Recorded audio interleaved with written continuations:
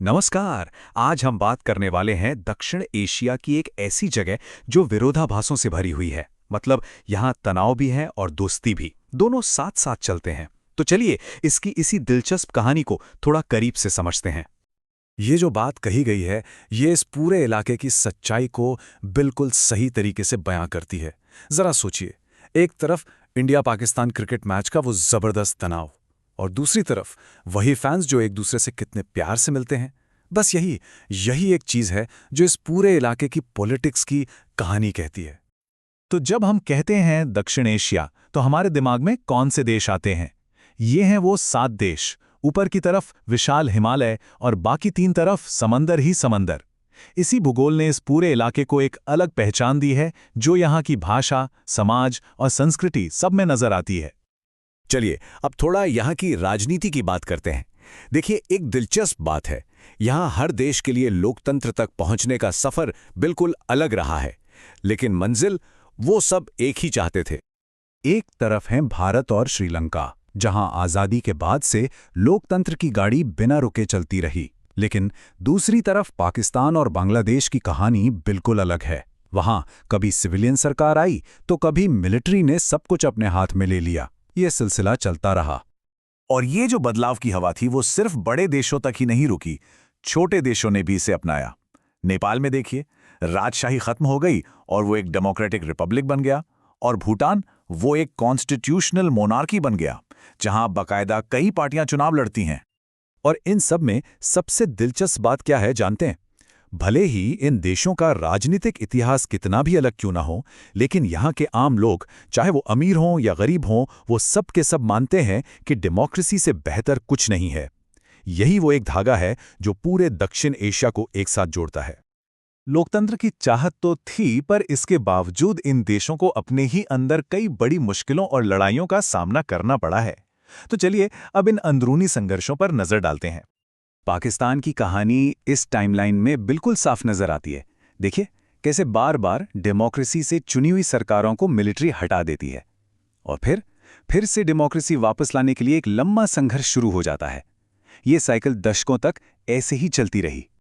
तो सवाल उठता है कि आखिर पाकिस्तान में डेमोक्रेसी कभी ठीक से जम क्यों नहीं पाई? देखिए इसके पीछे कई वजह हैं। एक तो वहाँ की मिलिट्री, मौलवी और बड़े बड़े जमींदारों का हमेशा से बहुत ज़्यादा दबदबा रहा है। ऊपर से इंडिया के साथ जो लगातार टेंशन चलती है, उससे मिलिट्री को हमेशा पॉलिटिक्स में दखल देने का बहाना मिल जाता है। और सच कहें तो बाहर की दुनिया से भी डेमोक्रेसी को वो सपोर्ट कभी नहीं मिला जिसकी ज़रूरत थी। अच्छा, अब पाकिस्तान से ज़रा श्रीलंका की तरफ चलते हैं। यहाँ डेमोक्रेसी के लिए खतरा मिलिट्री से नहीं था। यहाँ की सबसे बड़ी चुनौती थी देश के अंदर ही सिंघली और तमिल कम्युनिटी के बीच दशकों तक चलने वाला एक भयानक और हिंसक जातीय संघर्ष। लेकिन यहां एक हैरान कर देने वाली बात है। सोचिए, इतने दशकों तक देश में सिविल वॉर चलता रहा और उसके बावजूद श्रीलंका ने इकोनॉमिक ग्रोथ और ह्यूमन डेवलपमेंट में जबरदस्त काम किया। सच तो यह है कि वो इस इलाके के सबसे कामयाब देशों में से एक रहा है। उन्होंने अपनी आबादी को कंट्रोल किया और अपनी इकोनॉमी को दुनिया के लिए खोला। तो ये तो हुई देशों के अंदर की बात, लेकिन इन अंदरूनी लड़ाइयों के अलावा इन देशों की जो आपसी झगड़े हैं, उन्होंने भी इस पूरे इलाके पर बहुत गहरा असर डाला है और रिश्तों में हमेशा एक खिंचाव बना रहा है। और जब भी इन आपसी झगड़ों की बात होती है, तो सबसे पहले और सबसे बड़ा नाम आता है इंडिया और पाकिस्तान का। कश्मीर का मुद्दा, जिसको लेकर दोनों देशों के बीच कई बड़ी बड़ी जंगें हो चुकी हैं, और फिर 1998 में जब दोनों देश न्यूक्लियर पावर बन गए, तब से तो ये तनाव और भी ज्यादा खतरनाक हो गया। लेकिन इस लगातार झगड़े और तनाव की कहानी में एक उम्मीद की किरण भी है। सहयोग का एक शानदार उदाहरण भी है। वो है 1960 की सिंधु जल संधि। सोचिए, इंडिया और पाकिस्तान के बीच इतनी लड़ाइयां हुई, इतना तनाव रहा, पर ये एक समझौता आज तक टिका हुआ है। ये दिखाता है कि हाँ, कोऑपरेशन मुमकिन है। तो ऐसा बिल्कुल नहीं है कि यहाँ सिर्फ लड़ाइयाँ ही होती रही हैं। इन्हीं संघर्षों के बीच दक्षिण एशिया के देशों ने आपस में मिलकर शांति और सहयोग बढ़ाने के लिए भी कई बड़ी कोशिशें की हैं। इसी दिशा में एक बहुत बड़ा कदम था 1985 में सार्क का बनना। आइडिया बहुत सिंपल था कि सारे देश मिलकर बैठें और सहयोग के नए रास्ते निकालें। लेकिन सच ये है कि आपसी पॉलिटिकल झगड़ों की वजह से सार्क कभी भी उतना कामयाब नहीं हो पाया जितनी उम्मीद थी। फिर सार्क के अंदर ही 2004 में एक और बड़ा समझौता हुआ, साफ्टा। इसका मकसद बिल्कुल साफ था।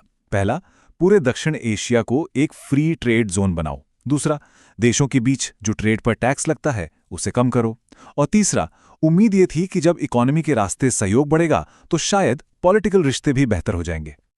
तो फिर सवाल वही है, अगर सहयोग ही सबका मकसद था तो फिर सार्क और साफ्टा जैसी कोशिशें उतनी कामयाब क्यों नहीं हुई जितनी होनी चाहिए थी? इसके पीछे असल में दो बड़ी वजह हैं। पहली, इंडिया पाकिस्तान के बीच कभी न खत्म होने वाले झगड़े, और दूसरी वजह है छोटे पड़ोसी देशों का डर। उन्हें हमेशा ये लगता है कि फ्री ट्रेड तो बस एक बहाना है, असली मकसद तो भारत का उनकी मार्केट और उनकी पॉलिटिक्स पर हावी होना है। तो कुल मिलाके आज हम एक ऐसे मोड़ पर खड़े हैं जहां दक्षिण एशिया का भविष्य अभी लिखा जाना बाकी है। ये कहानी संघर्ष की तरफ जाएगी या सहयोग की तरफ, ये कहना अभी बहुत मुश्किल है। और ये बात बिल्कुल साफ है, इस इलाके का भविष्य चीन या अमेरिका जैसी किसी बाहरी ताकत पर डिपेंड नहीं करेगा। ये डिपेंड करेगा यहीं के देशों पर, उनकी सरकारों पर और सबसे ज्यादा यहाँ के लोगों पर। तो आखिर में सवाल बस यही बचता है कि डेमोक्रेसी और तरक्की की जो एक जैसी चाहत सब में है, वो इन देशों के पुराने झगड़ों और आपसी शक पर भारी पड़ेगी। इसका जवाब तो सिर्फ आने वाला वक्त ही दे सकता है।